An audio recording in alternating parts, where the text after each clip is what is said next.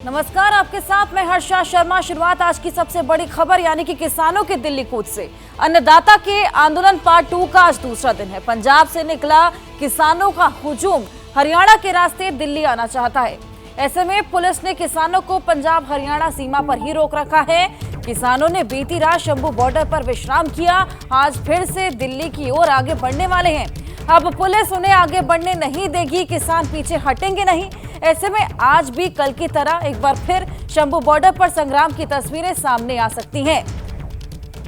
तो अंबाला के शंभू बॉर्डर पर किसान अभी डटे हुए हैं। किसानों का कहना है कि आज एक बार फिर दिल्ली की ओर बढ़ने की कोशिश करेंगे। और इससे पहले कल के दिन भर अंबाला के शंभू बॉर्डर पर जबरदस्त टेंशन रही। किसानों ने दिल्ली कूच की शुरुआत की। पुलिस के बैरिकेड सामने आ गए। बैरिकेड तोड़ने की कोशिश की गई। पुलिस ने आंसू गैस के गोले दागे। कई घंटे तक माहौल तनावपूर्ण रहा। बावजूद इसके किसान अपनी मांगों को लेकर दिल्ली पहुंचना चाहते हैं।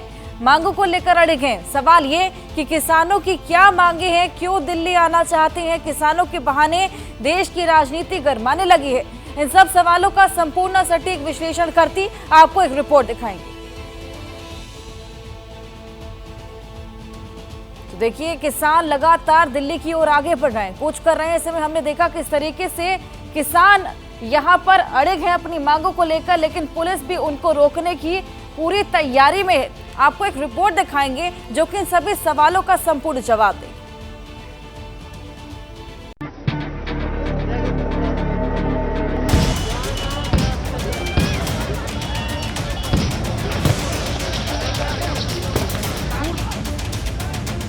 शंभू बॉर्डर इस वक्त हालात जो हैं वो बिगड़ रहे हैं। देख सकते हैं हरियाणा पुलिस की तरफ से टीयर गैस जो है वो इस्तेमाल की जा रही है। आंसू गैस जो है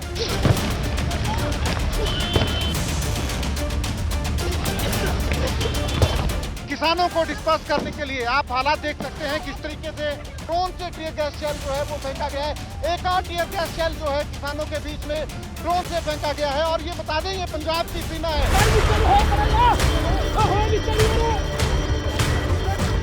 2019 का बना हुआ है। 2022 में इसकी एक्सपीरियंस उसकी तारीख खत्म हो गई, एक्सपायरी चला रहे हैं हम।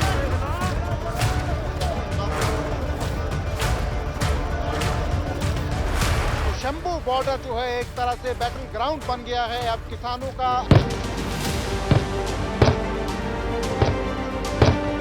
आप आवाज सुन सकते हैं कितनी हेफ्टी फायरिंग हो रही है यहाँ पे टीयर गैस शेलिंग की।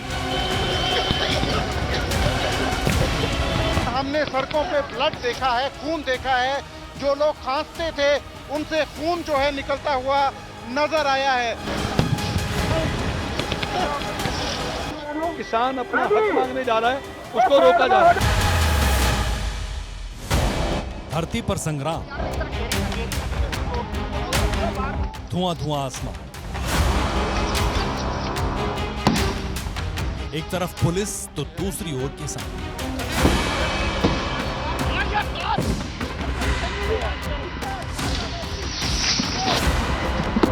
जैसी आशंका थी वही हुआ, जो अनुमान था वैसा ही हुआ। इस हाहाकारी दृश्य को देख लीजिए। एक तरफ से पत्थर चल रहे हैं तो दूसरी तरफ से आंसू गैस के गोलों के धमाकों का शोर सुनिए।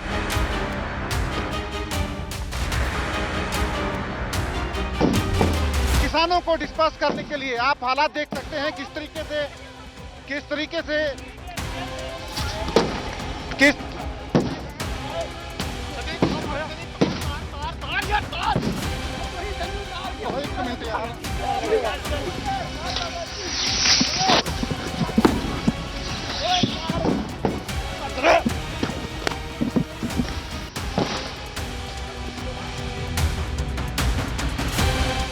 और इतना समझ लीजिए कि यह हाहाकारी मंजर देश के किसी सुदूर कोने का नहीं, बल्कि राजधानी दिल्ली से बमुश्किल 200 किलोमीटर के फासले का।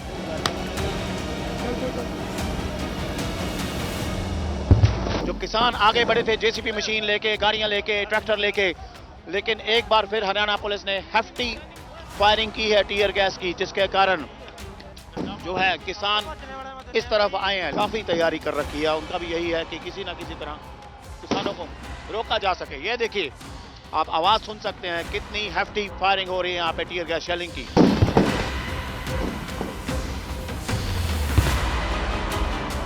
अंबाला का शंभू बॉर्डर दिन भर पुलिस और किसानों के बीच संग्राम का सेंटर बना रहा।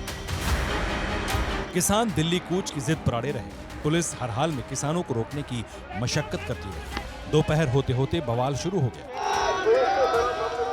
किसानों ने बैरिकेड तोड़ने की कोशिश की तो पुलिस ने आंसू गैस के गोले दागने शुरू कर दिए। किसानों को तितर बितर करने के लिए बाकायदा ड्रोन से आंसू गैस के गोले दागे गए।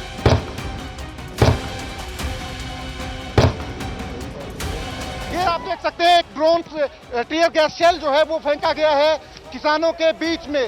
किसानों के बीच में ड्रोन से टीयर गैस शेल जो है वो फेंका गया है। एक और टीयर गैस शेल जो है किसानों के बीच में ड्रोन से फेंका गया है। और ये बता दें, ये पंजाब की सीमा है। ये ड्रोन जो है अब पंजाब की सीमा में है। ये बता दें, टेक्निकली ये पंजाब की सीमा है। पंजाब की सीमा में घुस के ये ड्रोन जो है टीयर गैस शेल जो है वो किसानों के ऊपर फेंक रहा है। तो अंदाजा हम हरियाणा प्रशासन की तैयारी का लगा सकते हैं। अंबाला ही नहीं, हरियाणा और पंजाब के कई शहरों में किसानों का जमावड़ा लगा है। पुलिस ने बैरिकेडिंग की हुई थी जो किसानों के जोर के आगे छिन्न भिन्न हो गई।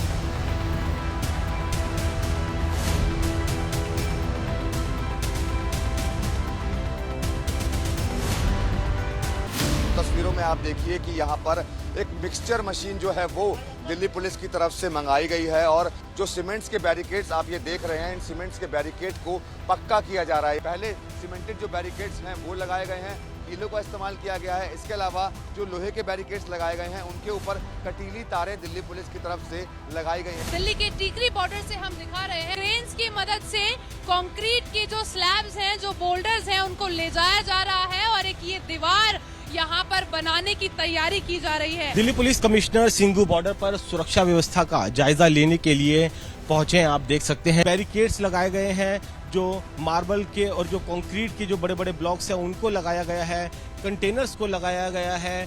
कई कंपनी पैरामिलिट्री फोर्स की, साथ ही दिल्ली पुलिस के जो आला अधिकारी हैं वो बड़ी संख्या में सिंघू बॉर्डर पर डिप्लॉय किए गए हैं। पुलिस ने कई किसानों को हिरासत में भी लिया है। सरकार कह रही है किसानों की मांगों को लेकर सीरियस है, शांति बनाए रखें। आप नए विषय लेकर आए हैं, हम इन विषयों पर भी बाकी चर्चा करेंगे और आगे चर्चा को जारी रखेंगे। अधिकतर मुद्दों पर सहमति बन गई। कुछ मुद्दे हैं जिन पे थोड़ी चर्चा की आवश्यकता है। हम चर्चा करने के लिए पहले भी तैयार थे और आज आपके मैं एबीपी चैनल के माध्यम से कहता हूं, हम आगे भी चर्चा करने के लिए तैयार हैं। बावजूद इसके आंदोलन का आक्रोश बढ़ता जा रहा है। लिहाजा हरियाणा और यूपी से दिल्ली आने वाले सभी बड़े रास्तों पर जबरदस्त इंतजाम किए गए हैं। सड़कों पर सीमेंट के बड़े बड़े बोल्डर्स, कंटेनर, लंबी लंबी नुकीली कीलों से लेकर हर वो इंतजाम किया गया है जिससे किसानों को रोका जा सके।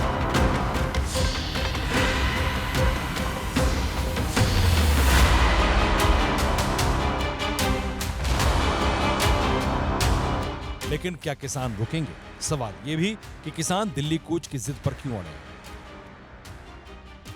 किसानों की मांग है कि एमएसपी यानी न्यूनतम समर्थन मूल्य के लिए कानून बनाया जाए, स्वामीनाथन आयोग की सिफारिशों को लागू किया जाए, किसानों का कर्ज माफ किया जाए, लखीमपुर खीरी मामले पर किसान परिवार को मुआवजा दिया जाए, किसानों को प्रदूषण कानून से बाहर रखा जाए, 58 साल से अधिक उम्र के किसानों को हर महीने 10,000 रुपए की पेंशन दी जाए। कुल मिलाकर किसानों की 13 मांगे हैं। किसानों का कहना है कि सरकार ने 2 साल पहले जो वादा किया था उन्हें अब तक पूरा नहीं किया, लिहाजा दिल्ली पहुंचकर सरकार को वादे याद दिलाना चाहते हैं। लेकिन सवाल यह है कि किसानों ने दिल्ली कूच करने के लिए यही वक्त क्यों चुना? ये सवाल इसलिए क्योंकि लोकसभा चुनाव के ऐलान में चंद हफ्ते का वक्त बाकी है। सरकार पर दबाव बनाने के लिए ये वक्त मुफीद है। किसान चाहते हैं कि सरकार ने जो वायदे 2 साल पहले किए थे उन्हें पूरा करें। लेकिन क्या किसानों के मार्च की सिर्फ यही वजह? किसान अपने साथ ट्रैक्टर ट्रॉली, राशन वगैरह भी साथ ला रहे हैं। माना जा रहा है कि अगर सरकार और किसानों के बीच बात नहीं बनी तो पिछली बार की तरह इस बार भी ये आंदोलन काफी लंबे वक्त तक चल सकता है। ऐसे में सवाल यह है कि किसानों के आंदोलन का चुनाव पर क्या असर पड़ सकता है? क्या किसान आंदोलन ने बीजेपी के खिलाफ विपक्ष को नया मुद्दा दे दिया है? क्या किसानों के बहाने चुनावी राजनीति का समीकरण साधा जाएगा?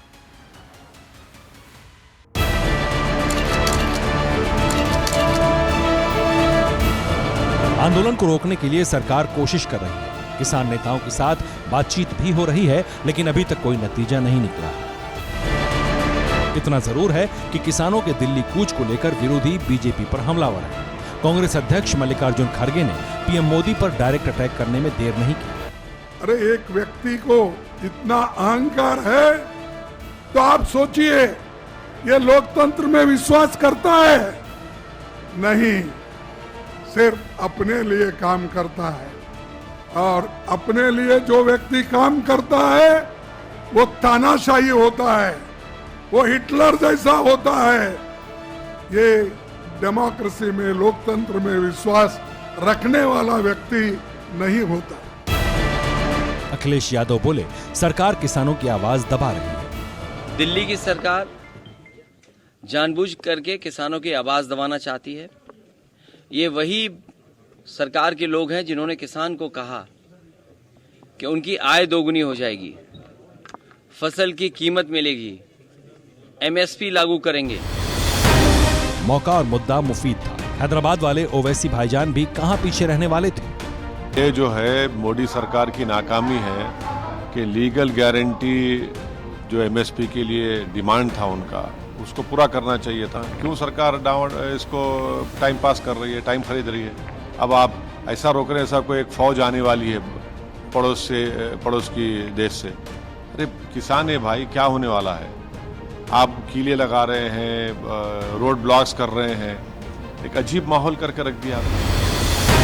मुद्दा गर्म है, लिहाजा राहुल गांधी ने भी किसानों से वादा करने में देर नहीं की। ऐलान कर दिया कि सत्ता में आए तो किसानों को स्वामीनाथन आयोग के हिसाब से एमएसपी दिया जाएगा। इंडिया की सरकार आएगी तो हम एमएसपी की गारंटी हिंदुस्तान के किसानों को देंगे। जो स्वामीनाथन रिपोर्ट में लिखा है वो हम पूरा करके आपको देंगे। आंदोलन को लेकर हो रही सियासी बयानबाजी से साफ है कि किसानों के बहाने 24 के चुनाव में वोट साधने की तैयारी है। इसकी वजह भी है।